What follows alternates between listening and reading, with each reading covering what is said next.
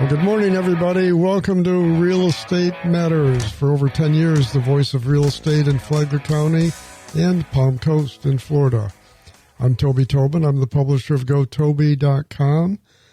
I'm a contributing writer to the Palm Coast Observer. I'm also a Florida licensed realtor with Landmark Group at Compass. Co-host Anna Maria is back in the studio post-surgery. Again, she's in plenty of pain, I'm sure, still, but I'm here. This show is important to her, so Yes. glad to have you back. Thank you. Hope you get feeling better soon. So this week's listing of the week, it's all about luxury coastal living. Welcome to 2948 North A1A, located right on the iconic Jimmy Buffett Memorial Highway in Flagler Beach. The stunning 3-story, 4-bedroom, 3-bath home offers a panoramic view of the ocean from every level and deeded beach access just steps away. Built for comfort and durability, it features impact windows, a newer roof, energy-efficient AC, a private elevator to all floors. Enjoy the morning sunrises from your balcony and sunsets from the Intracoastal View primary suite. With over $60,000 in rental income in just 6 months, it's perfect as a full-time residence, a beach retreat, or an investment property.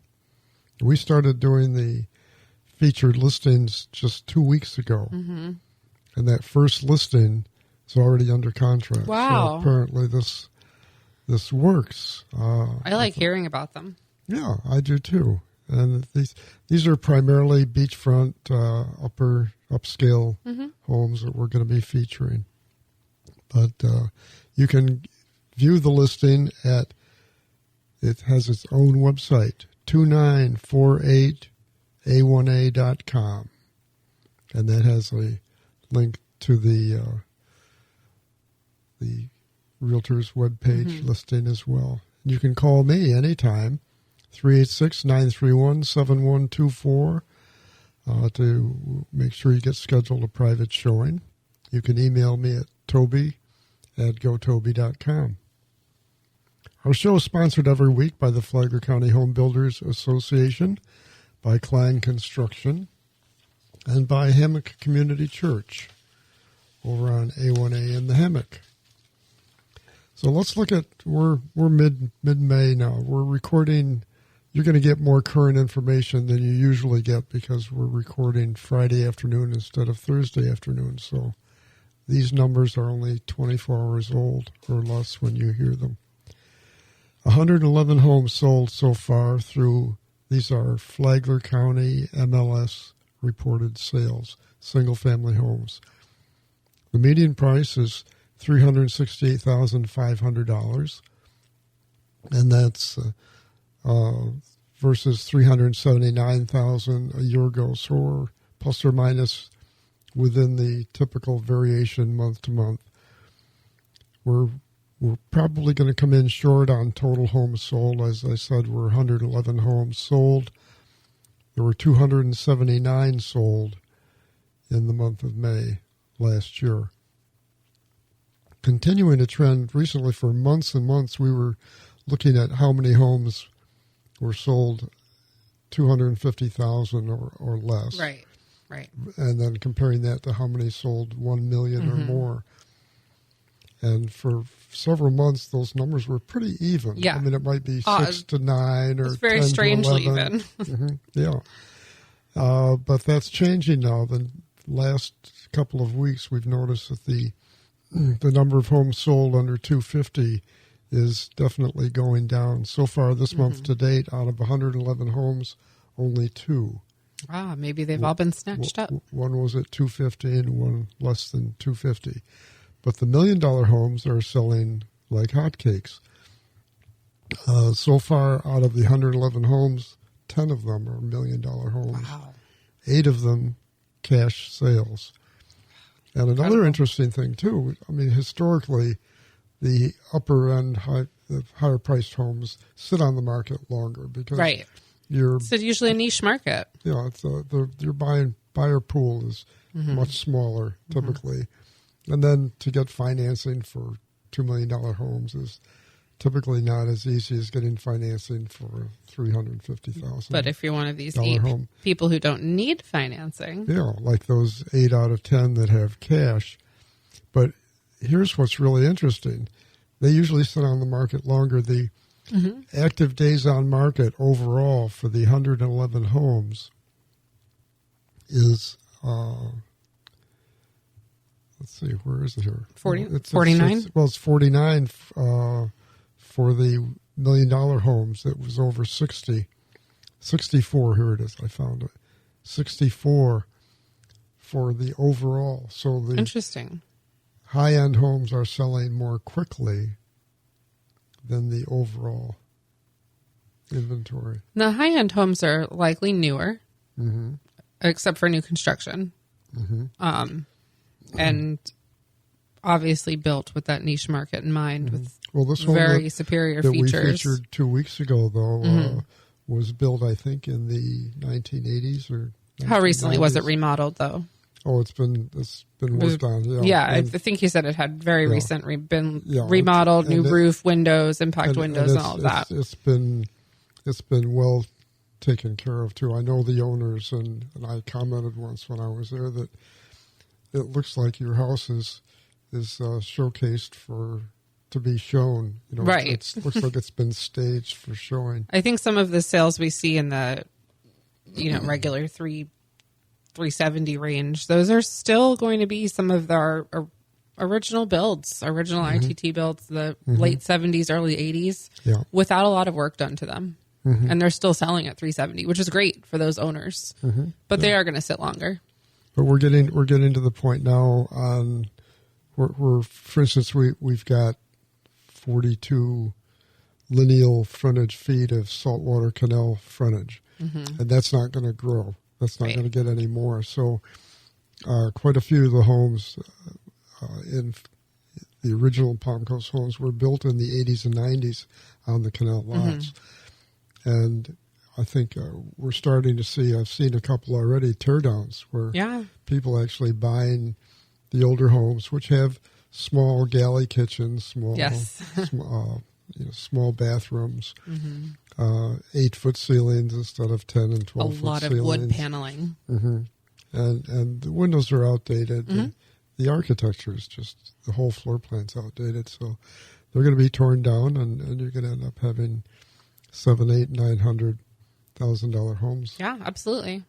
Built on them. And another thing I've noticed, the $1 million plus homes are showing up more and more on the west side of the Intercoastal Waterway. Yeah, especially with some of the new developments like Veranda Bay. Veranda Bay, but Lambert Avenue is those are $1 million homes now. Yeah. The $1 million homes being sold in Plantation Bay, Palm Coast, not Palm Coast Resort, Grand Haven, the Sanctuary, Marina Del Palma, even Marina Del Palma, even Tidelands. Yeah, has had a couple $1 million ICW frontage lots. Right. So what is that going to tell us about the direction we're going? Our demographics are skewed definitely to the older community. And I can vouch for that personally because I contribute to those statistics. But years ago, I remember there was a marketing phrase that was being put out there, marketing Flagler County and Palm Coast as the quiet side of Florida. And I don't remember where that came from, whether it was Enterprise Flagler, which was the now no longer in existence economic development arm, or whether it was the tourism development people. But I like that phrase, the quiet side of Florida. And when you look at not everybody with money wants to live South Beach. No. There's some people that a lot of people don't necessarily want to raise their families in that kind of area either. I like to have a place where my mom can live, and people my age like to have a place where the grandparents can live, and we can also raise our kids. The juxtaposition with being a hot spot for the $1 million plus homes is that we also need to create a place for the workforce housing, so that the people who are serving those $1 million homes still want their pizza delivered on time. They do. They still, the kids that live here still need to be educated. They still need lawn care. They need teachers. They need EMTs. Yes. They need hospital workers, doctors' offices, not just the doctor, all the support staff. So where's the market going? We've talked about it's moving more upscale.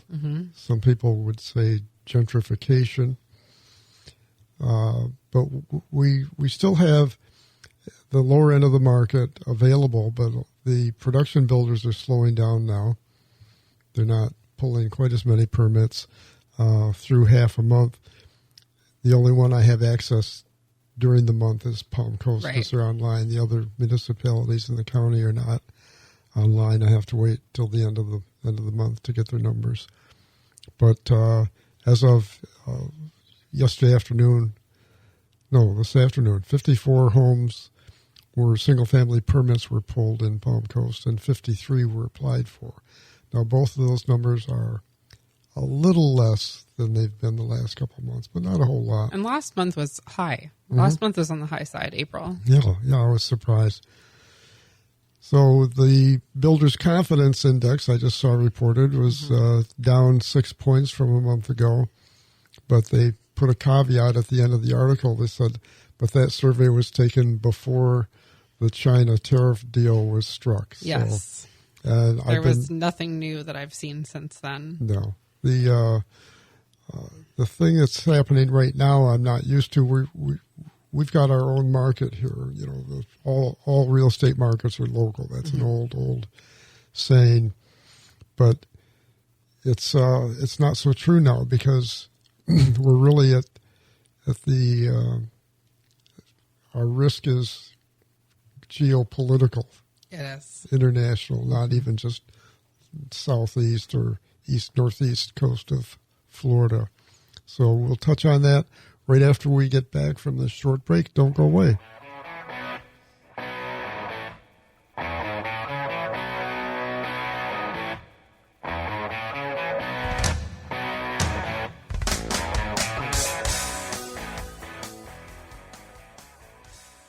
I am blown away. More people are listening to local radio than ever before. The amount of people that come up to me and ask me about my radio ad is staggering. More people are listening to local radio in more ways than ever before. At least one a day. I mean it. More people, more advertising results. To advertise on the radio, call Flagler Broadcasting Vice President of Sales, Kirk Keller. Kirk Keller? Hey, that's me. 386-986-9911. flaglerbroadcasting.com.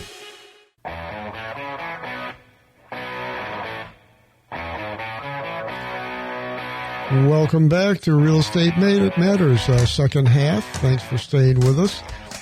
We just before the break were talking about the fact that our local market is being controlled more by national news and international geopolitical news, and it's been a really, really busy news week. In fact, I was reading an article yesterday, and I copied a lot of it into my notes for today's show.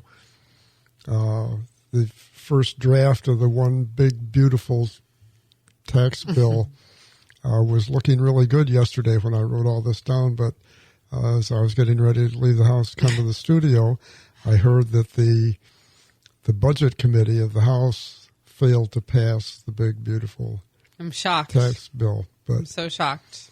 I think my guess is they're meeting again this weekend. I think it will probably go through because I think got to change some little spots on there. Add some things. But the things that they're talking about changing or the objections did not have anything to do with the items that were included in the bill that apply directly to housing. Okay. And so let's talk about some of them. One of them is the qualified business income deduction. The draft bill retains and actually makes permanent and increases the qualified business income deduction from 20% to 23%. And this is a benefit for independent contractors and small business owners, which talks about realtors are independent contractors, builders are small, most of them small business. Small business owners and the subcontractors that work under them.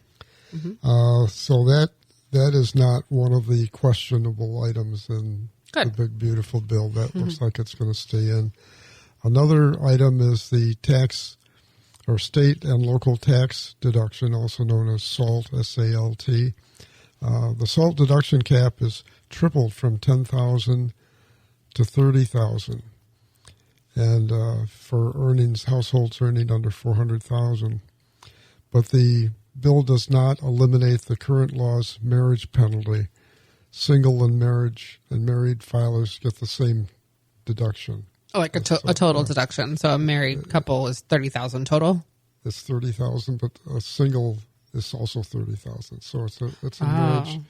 The marriage doesn't get $60,000. Oh, I just have to file for divorce then, obviously. That's a marital penalty. There'll be divorces everywhere. And the individual tax rates, the current lower individual tax rates from the Trump tax deduction bill from his first term, are made permanent, and they're also indexed for inflation, and aiding taxpayers and improving affordability for prospective home buyers. And then the business, state, and local tax and the 1031-like exchanges, the new bill protects Section 1031. There had been talk about increasing the top tax rate for multi-millionaires. That's not in the current version of the bill. But one thing that is the immediate expensing of certain industrial structures used for manufacturing, refining, agriculture, or related industries. And that would be good for our industry. And opportunity zones, and we do have a designated opportunity zone in Town Center, and people have taken advantage of it. That opportunity zone provision is renewed with revised incentives to encourage targeted investment, including in rural areas. So I don't know whether that means that 75% of our county is rural. I think part of Flagler County, the portions of the western side of our county are considered opportunity zones. I know that in terms of housing, there's sections that are available for certain grants. So that would be beneficial. Was there any mention of increasing the tax rate on lower income earners, because that would affect our housing market as well? Did you catch that? No. In fact, the taxes for lower income earners would actually, most of them would receive a tax cut because the overtime would not be taxed, tips would not be taxed. But their tax rate, was that going to increase? I only caught a little bit. The tax rate is going to will remain the same as the prior tax reduction from Trump's first term. That was set to expire. Okay. And if they don't get their act together, it will expire. It will expire, yeah. And that would mean a tax increase for everybody. Fairly I only caught bits and pieces of some of the hearings, as you know, I wasn't feeling well yesterday, hence the recording today. It's a big news week.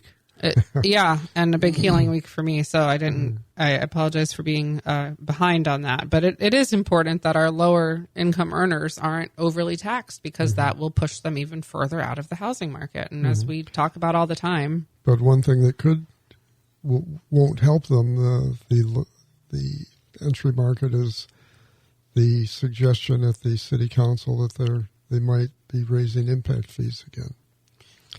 And we can't. We talked about it before the show. Neither one of us know the exact numbers. So we don't have the data, so we can't get too far into it. But as we know, impact fees are paid by the homeowners. And one other thing that will affect the market for and I hate to say lower income, but working people, class, working class, the typical working class resident.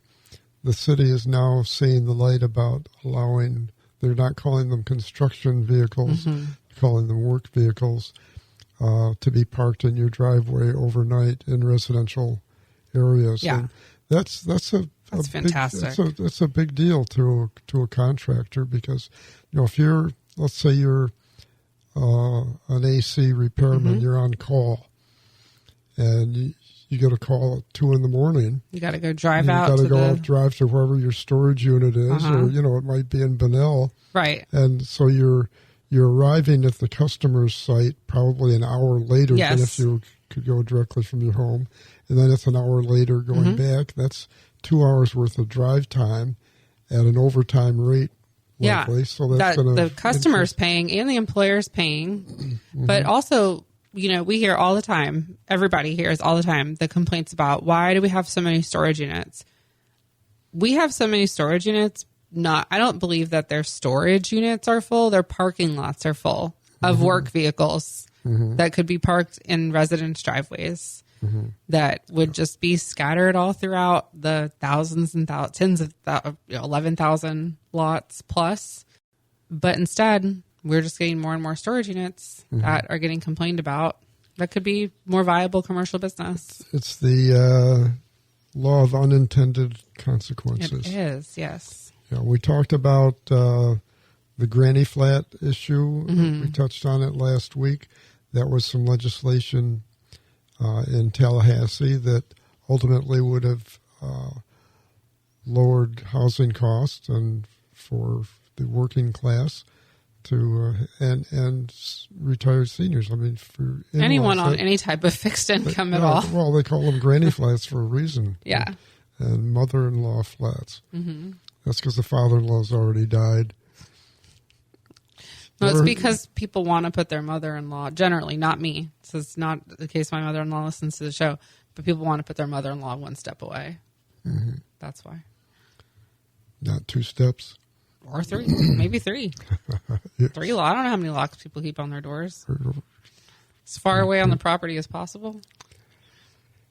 Okay, but some of the things that you can already have really what they call an auxiliary dwelling unit in Palm Coast, but it's because of all the rules and restrictions, they're very uncommon. I mean, you can't have a kitchen.